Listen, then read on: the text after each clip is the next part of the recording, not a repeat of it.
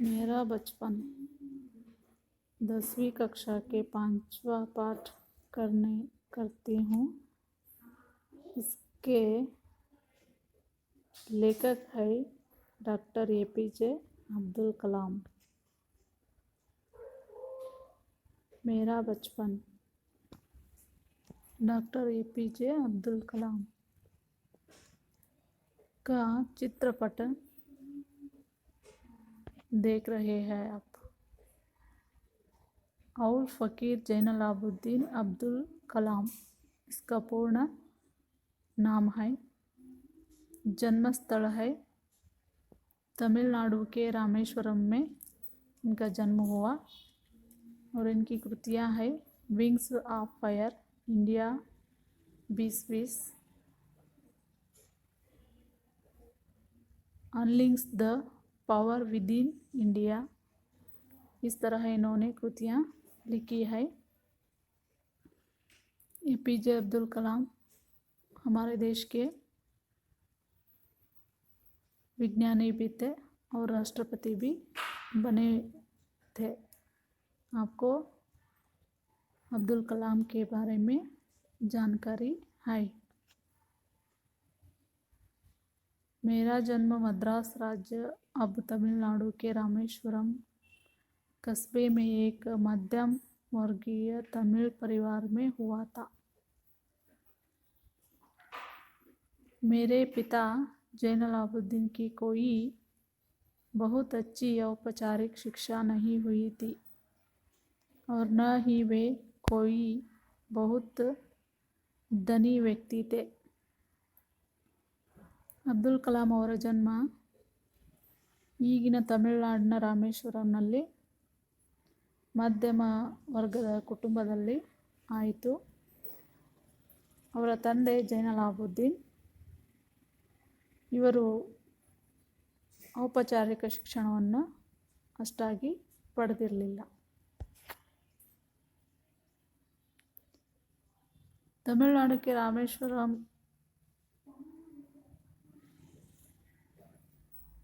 का चित्रपट आप देख रहे हैं।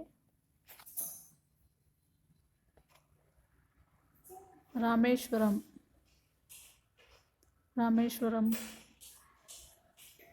में APJ अब्दुल कलाम का घर को भी आप इस चित्रपट में देख रहे हैं।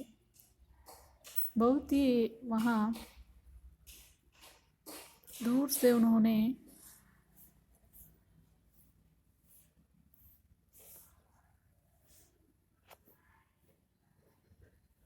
ಅವರ ಮನೆಯ ಚಿತ್ರಪಟವನ್ನು ನೀವು ನೋಡ್ತಾ ಇದ್ದೀರಿ ಈ ಒಂದು मैपನಲ್ಲಿ। इसके बावजूद वे बुद्धिमान थे और उनमें उदारता की सच्ची भावना थी। मेरी माँ आशियम्मा उनकी आदर्श जीवन संगिनी थी। मुझे याद नहीं है कि वे रोज़ाना कितने लोगों को खाना खिलाती थी, लेकिन मैं यहाँ पक्के तौर पर कह सकता हूँ कि हमारे संयुक्त परिवार में जितना लोग थे उससे कहीं ज़्यादा लोग हमारे यहाँ भोजन करते थे। APJ ಅಬ್ದುಲ್ ಕಲಾಂ ಅವರ ತಾಯಿ ಹೆಸರು ಆಶಿಯಮ್ಮ. ಇವರು ಒಬ್ಬ ಆದರ್ಶ ವ್ಯಕ್ತಿಯಾಗಿದ್ದರು ಮತ್ತು ದಿನನಿತ್ಯ ಹಲವಾರು ಜನರಿಗೆ ಅಡುಗೆಯನ್ನು ಮಾಡಿ ಬಡಿಸುತ್ತಿದ್ದರು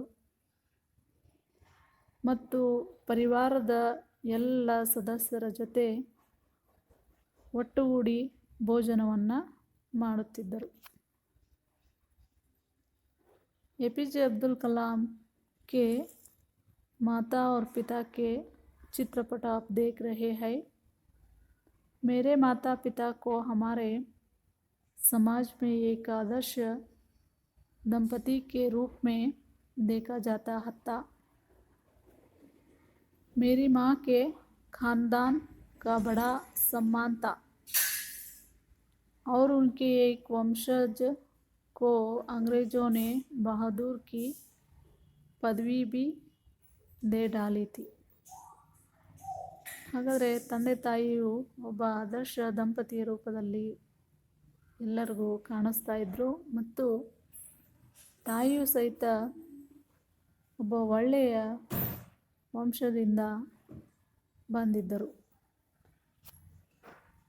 इसका चित्रपट आप देख रहे हैं।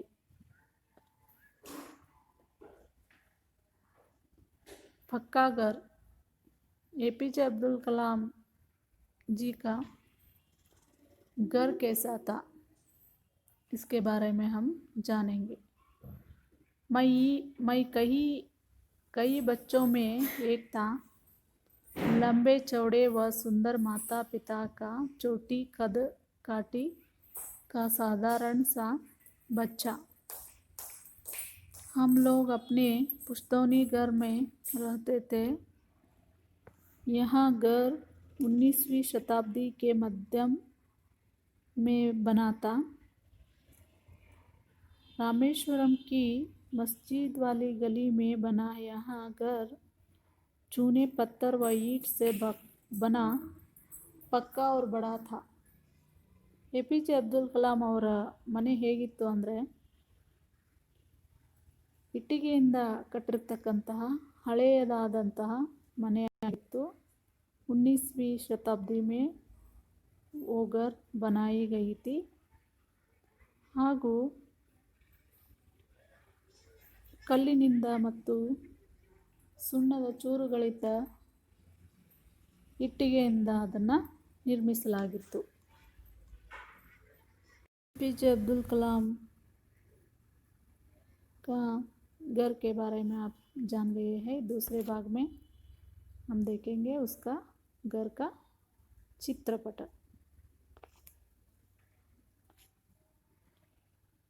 मेरे पिता आडंबरहीन व्यक्ति थे और सभी अनावश्यक ऐशो आराम वाली चीज़ों से दूर रहते थे, पर घर में सभी आवश्यक चीज़ें समुचित मात्रा में सुलभता से उपलब्धि थे।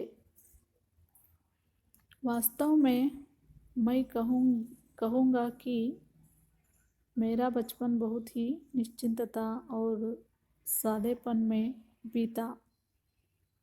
भौतिक एवं भावनात्मक दोनों ही दृष्टियों से बना था। एपीजे अब्दुल कलाम ಜಿಯವರು ಹೇಳ್ತಾರೆ, ನನ್ನ ತಂದೆಯವರು ಆಡಂಬರಹೀನ ವ್ಯಕ್ತಿಯಾಗಿದ್ದರು ಮತ್ತು ಹೆಚ್ಚು ವಸ್ತುಗಳನ್ನು ಕೊಳ್ಳುವಲ್ಲಿ ಅವರು ನಿರಾಕರಿಸುತ್ತಿದ್ದರು। ಇರುವ ಒಂದು ಸಮಯದಲ್ಲೇ ಅವರು ಇರುವ ಒಂದು ಹಣದಲ್ಲೇ ಅವರ ಜೀವನವನ್ನು ಸಾಗಿಸುತ್ತಿದ್ದರು। ಹೀಗೆ ವಾಸ್ತವದಲ್ಲಿ उनका बचपन ಬಾಲ್ಯಾವಸ್ಥೆಯು ನಿಶ್ಚಿಂತತೆಯಿಂದ ಸಾಗಿತ್ತು। मैं प्राय अपनी माँ के साथ ही रसोई में नीचे बैठकर खाना खाया करता था। वे मेरे सामने केले का पत्ता बिछाती और फिर उस पर चावल एवं सुगंधित स्वादिष्ट सांभर देती। साथ में घर का बना अचार और नारियल की ताज़ा चटनी भी होती थी। एपीजे अब्दुल कलाम यहाँ बता रहे हैं कि रसोई ಅಂದರೆ ಊಟದ ವಿಷಯದಲ್ಲಿ ಅವರು ಏನೇನನ್ನು ತಿಂತಾ ಇದ್ರು ಅನ್ನೋದರ ಬಗ್ಗೆ ಹೇಳ್ತಾ ಹೋಗ್ತಾರೆ। ಬಾಳೆ ಎಲೆಯಲ್ಲಿ ಅವರ ತಾಯಿಯು ಊಟಕ್ಕೆ ಬಡಿಸುತ್ತಿದ್ದರು। ಅನ್ನ ಮತ್ತು ಸಾಂಬಾರ್ ಮತ್ತು ಉಪ್ಪಿನಕಾಯಿಯೊಂದಿಗೆ ತೆಂಗಿನಕಾಯಿ ಚಟ್ನಿಯನ್ನು ಸಹಿತ ಅವರು ದಿನನಿತ್ಯ ಬಳಸುತ್ತಿದ್ದರು। केले का पत्ता ಅಂದರೆ ನೀವು ನೋಡ್ತಾ ಇದ್ದೀರಿ, ಬಾಳೆಯ ಎಲೆಗಳನ್ನು ಅವರು ತಮ್ಮ ತೋಟದಲ್ಲಿ ತರ್ತಾಯಿದ್ರು, ಅದರ ಮೇಲೆ ಊಟವನ್ನು ಅವರು ಮಾಡ್ತಾಯಿದ್ರು।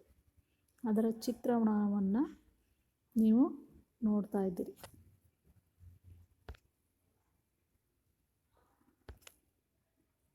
चावल चावल ಅಂದರೆ ಅನ್ನ, सांबार का चित्रण भी आप देख रहे हैं।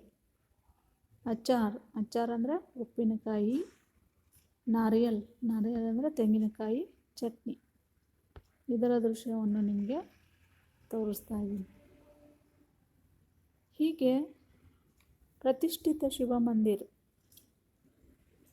जिसके कारण रामेश्वरम प्रसिद्ध तीर्थ स्थल है का हमारे घर से 10 मिनट का पैदल रास्ता था। APJ ಅಬ್ದುಲ್ ಕಲಾಂ ಅವರ ಮನೆಯಿಂದ ಸ್ವಲ್ಪ ದೂರದಲ್ಲಿ ಶಿವ ಮಂದಿರ ಇತ್ತು। ಅದು ರಾಮೇಶ್ವರದಲ್ಲಿ ಪ್ರಸಿದ್ಧವಾದಂತಹ ಮಂದಿರವಾಗಿತ್ತು। ಅದರ ಚಿತ್ರಣವನ್ನು ನೀವು ನೋಡ್ತಾ ಇದ್ದೀರಿ। और रामेश्वरम में और एक मस्जिद थे, मस्जिद के बारे में भी आपको जानकारी देती हूँ। जिस इलाके में हम रहते थे वहाँ मुस्लिम बहुत थी, ಬಹಳಷ್ಟು ಜನ ಮುಸ್ಲಿಮರಿದ್ದರು। लेकिन वहाँ कुछ हिंदू परिवार भी थे जो अपने मुसलमान पड़ोसियों के साथ मिलजुल कर रहते थे। हमारे इलाके में एक बहुत ही पुरानी मस्जिद थी जहाँ शाम को नमाज के लिए मेरे पिताजी मुझे अपने साथ ले जाते थे। ರಾಮೇಶ್ವರಂನಲ್ಲಿ ಮುಸ್ಲಿಂ ಮಂದಿರವಿತ್ತು। ಆ ಮಂದಿರಕ್ಕೆ ದಿನನಿತ್ಯ ಜೈನಲಾಬುದ್ದೀನ್ ಅವರು ಮಗನನ್ನು ಕರೆದುಕೊಂಡು ಹೋಗ್ತಾಯಿದ್ರು। APJ ಅಬ್ದುಲ್ ಕಲಾಂ ಅವ್ರನ್ನ ಕರ್ಕೊಂಡು ಹೋಗ್ತಾಯಿದ್ರು ನಮಾಜನ್ನು ಮಾಡಲಿಕ್ಕೆ। ಅದರ ದೃಶ್ಯವನ್ನು ನೀವು ನೋಡ್ತಾ ಇದ್ರಿ। आप उस दृश्य को देख रहे हैं। रामेश्वरम मंदिर के पुजारी का चित्रपट भी आप देख रहे हैं। सबसे बड़ा पुजारी पक्षी लक्ष्मण शास्त्री मेरे पिताजी के अभिन्न मित्र थे। अपने शुरुआती बचपन की यादों में इन दो लोगों के बारे में मुझे सबसे अच्छी तरह याद है कि दोनों अपनी पारंपरिक वेशभूषा में होते और आध्यात्मिक मामलों पर चर्चाएं करते। ಈ ರೀತಿಯಲ್ಲಿ ಪಕ್ಷಿ ಲಕ್ಷ್ಮಣ್ ಶಾಸ್ತ್ರಿ ಅವರ ಜೊತೆಗೆ ನಮ್ಮ ತಂದೆಯ ಸಂಬಂಧ ಬಹಳ ಅಭಿನ್ನವಾಗಿತ್ತು। ಅವರು ಇಬ್ಬರು ಸೇರಿ ಆಧ್ಯಾತ್ಮಿಕ ವಿಚಾರದ ಬಗ್ಗೆ ಮಾತನಾಡ್ತಾಯಿದ್ರು ಹಾಗೂ ವೇಷಭೂಷೆಗಳ ಬಗ್ಗೆನೂ ಸಹಿತ ಮಾತನಾಡ್ತಾಯಿದ್ರು। तीसरा भाग करने जा रही हूँ। जब मैं प्रश्न पूछने लायक बड़ा हुआ तो मैंने पिताजी से नमाज की प्रासंगिकता के बारे में पूछा। पिताजी ने मुझे बताया कि नमाज में रहस्यमय कुछ भी नहीं है। नमाज से लोगों के बीच भाईचारे की भावना संभव हो पाती है। इस तरह उन्होंने पिताजी से पूछा और नमाज के रहस्यमय जीवन के बारे में उनसे पूछा। आप देख सकते हैं इस चित्र में नमाज कैसे करते हैं मुस्लिम लोग। वे कहते जब तुम नमाज पढ़ते हो तो तुम अपने शरीर से इतर ब्रह्मांड का एक हिस्सा बन जाते हो जिसमें दौलत, आयु, जाति या धर्म, पंथ का कोई भेदभाव नहीं होता। मुझे याद है पिताजी की दिनचर्या पौ फटने के पहले ही सुबह 4 बजे नमाज पढ़ने के साथ शुरू हो जाती थी। नमाज के बाद वे हमारे नारियल के बाग जाया करते। बाग घर से करीब 4 मील दूर था। इस तरह पिताजी ने APJ अब्दुल कलाम को नमाज के बारे में बताया और नमाज पढ़ते समय शरीर से इतर ब्रह्मांड का हिस्सा बन जाता है। इस तरह धर्म पंथ का कोई भेदभाव नहीं। इस तरह उन्होंने कहा। ನಾರಿಯಲ್ ಕೆ ಬಾಗ್, ತೆಂಗಿನ ಮರದ ತೋಟವನ್ನು ನೀವು ಅದರ ಚಿತ್ರಣವನ್ನು ನೋಡುತ್ತಿದ್ದೀರಿ ಮಕ್ಕಳೇ. बाग घर से करीब 4 मील दूर था. करीब दर्जन भर नारियल कंधे पर लिए पिताजी घर लौटते और उसके बाद ही उनका नाश्ता होता. पिताजी की यह दिनचर्या उनके जीवन के छठे दशक के आखिर तक बनी रही. इस तरह उन्होंने बाग के बारे में बताया. करीब 4 मील दूर था और उन्होंने उस बाग में नारियल कंधे पर लिए पिताजी हर दिन घर लौटते थे. नारियल का चित्रण आप देख रहे हैं. मैंने अपनी विज्ञान एवं प्रौद्योगिकी की सारी जिंदगी में पिताजी की बातों का अनुसरण करने की कोशिश की है. मैंने उन बुनियादी सत्यों को समझने का भरसक प्रयास किया है जिन्हें पिताजी ने मेरे सामने रखा और मुझे इस संतुष्टि का आभास हुआ कि ऐसी कोई दैवी शक्ति जरूर है जो हमें भ्रम, दुख, विषाद और असफलता से छुटकारा दिलाती है तथा सही रास्ता दिखाती है. ಪಿತಾಜಿಯವರು ವಿಜ್ಞಾನ ಮತ್ತು ಪ್ರೌದ್ಯೋಗಿಕದ ಬಗ್ಗೆ ಮಾತನಾಡುತ್ತಿದ್ದರು ಹಾಗೂ ಅವರು ಹೇಳುತ್ತಿದ್ದರು, ಒಂದಲ್ಲ ಒಂದು ನಮ್ಮ ಶಕ್ತಿ ಇದೆ, ಅದು ನಮ್ಮ ಭ್ರಮಣೆಯನ್ನು ಮತ್ತು ದುಃಖಗಳನ್ನು, असफलತೆಯನ್ನು ಹೋಗಲಾಡಿಸುತ್ತದೆ ಎಂದು ಹೇಳುತ್ತಿದ್ದರು. जब पिताजी ने लकड़ी की नौकाएं बनाने का काम शुरू किया, उस समय मैं 6 साल का था. ये नौकाएं तीर्थ यात्रियों को रामेश्वरम से धनुषकोडी सेतुकराई भी कहा जाता है, उसे धनुषकोडी तक लाने ले जाने का काम आती थी. एक स्थानीय ठेकेदार अहमद जलालुद्दीन के साथ पिताजी समुद्र तट के पास नौकाएं बनाने लगे. इस तरह उनके पिताजी ने नौकाएं बनाने का काम शुरू किया. उस नौकाएं बनाने का स्थल है धनुषकोडी था. बाद में अहमद जलालुद्दीन की मेरी बड़ी बहन जोहरा के साथ शादी हो गई थी. नौकाओं को आकर लेते देखते वक्त में काफ़ी अच्छे तरीके से गौर करता था. पिताजी का कारोबार काफ़ी. इस तरह अहमद जलालुद्दीन से शादी किया गया जोहरा को. एक दिन 100 मील प्रति घंटे की रफ्तार से हवा चली और समुद्र में तूफान आ गया. तूफान में सेतुकराई के कुछ लोग हमारे नावें बह गई. उसी में पामबन पुल भी टूट गया और यात्रियों से भरी ट्रेन दुर्घटनाग्रस्त हो गई. तब तक मैंने सिर्फ समुद्र की खूबसूरती देखा था. उसकी अपार एवं अनियंत्रित ऊर्जा ने मुझे हतप्रभ कर दिया था. इस तरह उन्होंने समुद्र के बारे में कह रहा है. उसका चित्रपट आप देख रहे हैं. नौकाएं एक दिन दुर्घटनाग्रस्त हो गई. जब तक नाव की यह कहानी बेवक्त डूबी. उम्र में काफ़ी फ़र्क होने के बावजूद अहमद जलालुद्दीन मेरे अंतर्गत मित्र बन गए.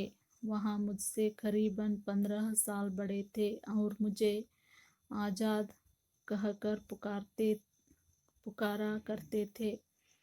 हम दोनों रोज़ाना शाम को दूर तक साथ घूमने जाया करते थे. इस तरह उन्होंने अहमद जलालुद्दीन के साथ अपने मित्रता के बारे में उन्होंने बताया करते थे। हम मस्जिद वाली गली से निकलते और समुद्र के रेतीले तट पर चल पड़ते। मैं और जलालुद्दीन प्रायः आध्यात्मिक विषयों पर बातें करते। एक प्रमुख तीर्थ स्थल होने की वजह रामेश्वरम का यह वातावरण हमारी आध्यात्मिक चर्चाओं में और भी प्रेरक सिद्ध होता था। जलालुद्दीन मुझे हमेशा शिक्षित व्यक्तियों, वैज्ञानिक खोजों, समकालीन साहित्य और चिकित्सा विज्ञान की उपलब्धियों के बारे में बताते रहते थे। वही थे जिन्होंने मुझे सीमित दायरे से बाहर निकलकर नई दुनिया का बोध कराया था। इस तरह उन्होंने जलालुद्दीन के बारे में बता रहे हैं कि उनकी तकलीफ़ों को कैसे मिटा सकते हैं, उसके बारे में बताया। और उन्होंने पुस्तकालय भी रखा था। मेरे बाल्यकाल में पुस्तकें एक दुर्लभ वस्तु की तरह हुआ करती थी। हमारे यहाँ स्थानीय स्तर पर एक पूर्व क्रांतिकारी या कहिए उग्र राष्ट्रवादी SDR मानिकम का निजी पुस्तकालय था। उन्होंने मुझे हमेशा पढ़ने के लिए उत्साहित किया। मैं अक्सर उनके घर से पढ़ने के लिए किताबें ले आया करता था। इस तरह APJ अब्दुल कलाम ने पुस्तकालय में पढ़ने के लिए हर रोज़ जाता था। उसका SDR मानिकम के साथ उनका रिश्ता भी बहुत अच्छी था। दूसरे जिस व्यक्ति का मेरे बाल जीवन पर गहरा असर पड़ा वो है चचेरे भाई शमशुद्दीन थे। वे भी अखबारों में एकमात्र वितरक थे जो सुबह की ट्रेन से पहुंचते थे जो पामबंद से आती थी। इस तरह उन्होंने भी अखबारों में एक वितरक के रूप में बना रहा। इस चित्र को आप देख रहे हैं, रामेश्वरम का चित्रपट। इस अखबार एजेंसी को अकेले शमशुद्दीन चलाते थे और रामेश्वरम में अखबारों की जुमला 1000 प्रतियां बिकती थी। इस तरह उनके साथ भी अब्दुल कलाम शमशुद्दीन के साथ अखबारों में जुमला भी बेचती थी। बचपन में मेरे 3 पक्के दोस्त थे। उनके दोस्त के बारे में बता रहे हैं। रामानंद शास्त्री, अरविंदन, शिव प्रसाद। अलग अलग धर्म, पालन पोषण, पढ़ाई लिखाई को लेकर हम में से किसी भी बच्चे ने कभी भी आपस में कोई भेदभाव महसूस नहीं किया। आगे चलकर रामानंद शास्त्री तो अपने पिता के स्थान पर रामेश्वरम मंदिर के पुजारी बना। इस तरह रामेश्वरम में पुजारी बनकर रामानंद शास्त्री आगे चले। अरविंदन तो तीर्थयात्रियों को घुमाने के लिए टेम्पो चलाने का कारोबार उन्होंने कर लिया। शिव प्रकाश ने दक्षिण रेलवे में खानपान को ठेकेदार हो गया। इस तरह उन्होंने अपने मित्रों के बारे में बता रहा है।